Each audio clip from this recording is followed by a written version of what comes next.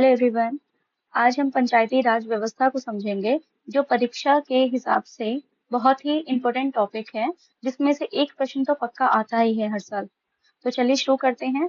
अगर हम इसके ऐतिहासिक पृष्ठभूमि की बात करें, तो प्राचीन भारत जो था हमारा, वो ग्राम प्रशासन स्वशासी था। ठीक है। और दूसरा पॉइंट ये है कि गांधी जी ने ग्राम स्वराज की परिकल्पना की थी। मतलब उनका ये मानना था कि हमें मतलब मतलब पंचायत थी ना, उसको वो इम्पोर्टेंस ज्यादा देते। सीधा सा मतलब ये है। संविधान के अनुच्छेद 40 में पंचायतों के संगठन को लेकर के निर्देश दिया गया है। तो ये तो इसकी पृष्ठभूमि है, ऐतिहासिक पृष्ठभूमि है, हिस्टोरिकल बैकग्राउंड है। चलिए अब आगे चलते हैं, इसकी महत्वपूर्ण समितियों को डिस्कस करेंगे। तो पहली महत्वपूर्ण समिति में से एक है बलवंत राय समिति, जिसमें त्रिस्तरीय प्रणाली की सिफारिश की गई थी पंचायती राज को लेकर के।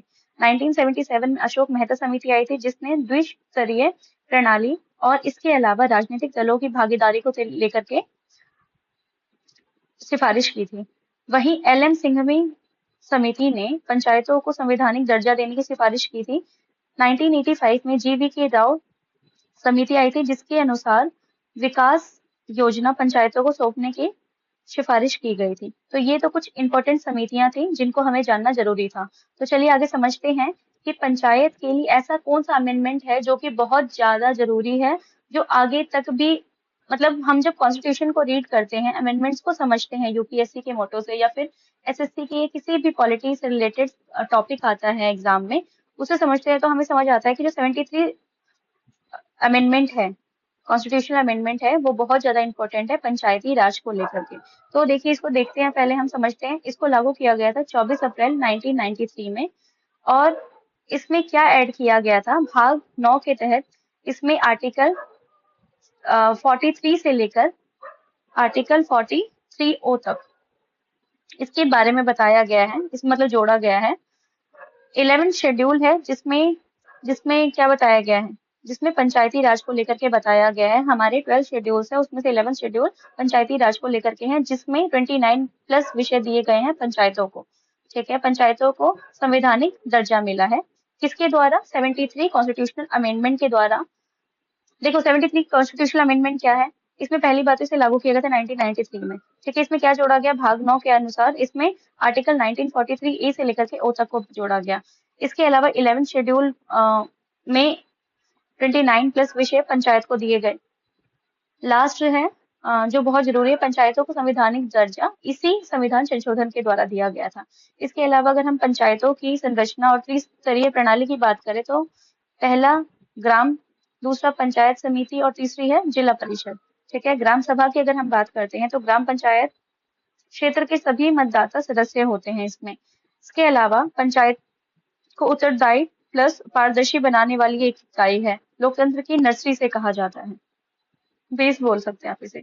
इसके अनुसार जो है इसमें मतलब ग्राम सभा में जो आरक्षण की अगर हम बात करें, तो एससी एसटी और ओबीसी को दिया गया है, और महिलाओं के लिए न्यूनतम 33% स्थान दिया गया है। रिजर्वेशन की अगर हम बात करते हैं, तो यही रिजर्वेशन राजस्थान में 50% दी गई है। अदर स्टेट्स में 33% और राजस्थान में महिलाओं की भागीदारी को बढ़ाने के लिए, ज्यादा भागीदारी हो उसके लिए राजस्थान में 50% मतलब 33 से 50% कर दिया गया है। ठीक है। अगर वित्तीय विधान की बात करें, तो पंचायत की आय जो कि कर, शुल्क और दंड और अनुदान से रिलेटेड है। अगर हम इसकी शुरुआत की बात करें, तो राजस्थान में इसका शुभारंभ हुआ था 1959 में। ठीक है, 2 अक्टूबर को। और जगह क्या है, नागौर के बागलिया जिले से। ठीक है। पंचायती राज का राजस्थान को माना जाता है। ठीक है। उद्घाटन जेएलएम मतलब जवाहरलाल नेहरू द्वारा किया गया था। करंट में क्या है, करंट की अगर हम बात करें, तो ग्राम पंचायत, पंचायत समिति, जिला परिषद कार्य, ठीक है, कार्यरत। इम्पोर्टेंट अगर हम इसकी इम्पोर्टेंस की बात करें, इम्पोर्टेंट अनुच्छेद की अगर हम बात करते हैं, तो आर्टिकल 40 है, जिसमें क्या बताया गया कि पंचायत के संगठनों का निर्देश दिया गया है इसमें। आर्टिकल 243 बी, जिसके अंदर पंचायतों का गठन है। आर्टिकल 243 सी में पंचायतों की संरचना दी गई है। आर्टिकल 243 डी में आरक्षण दिया गया है।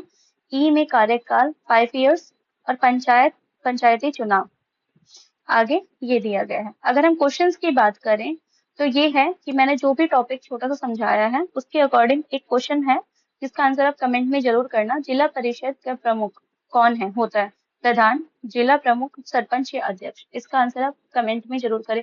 इसी तरीके के छोटे मोटे टॉपिक्स को समझने के लिए आप कमेंट करके मुझे कोई टॉपिक दे सकते हैं, उस पर मैं नेक्स्ट लॉन्ग या शॉर्ट वीडियो बनाऊंगी।